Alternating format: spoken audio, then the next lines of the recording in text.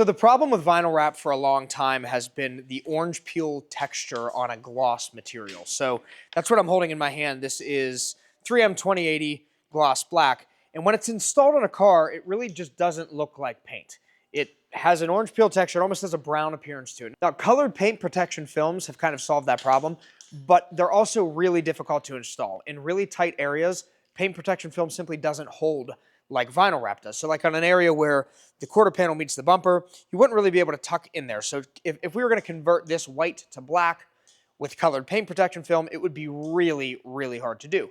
That's where vinyl comes in. The problem is if you want to do a gloss color, typically your options are pretty limited for a high quality finish until recently. So I think it's been out for about a year now, but it's our first time really playing with it.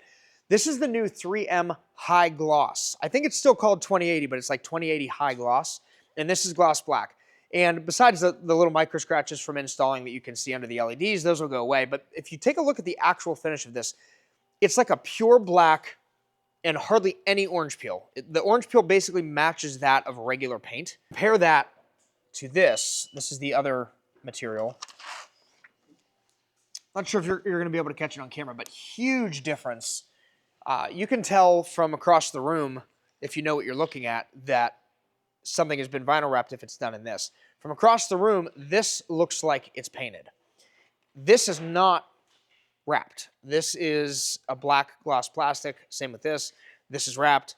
Still a slight color difference. It's not exactly the same, but significantly better than the regular 2080. Still not as good as colored PPF. It's not, the total solution, but as far as vinyl wrap is concerned, I don't know how you can get much better. Tech wrap has really, really great finishes too, but it's also really impossible to install. It's awful to work with. According to Tyler, this material is really not that bad to work with. It installs almost like the regular 2080, but gives you that finish that we've been looking for decades.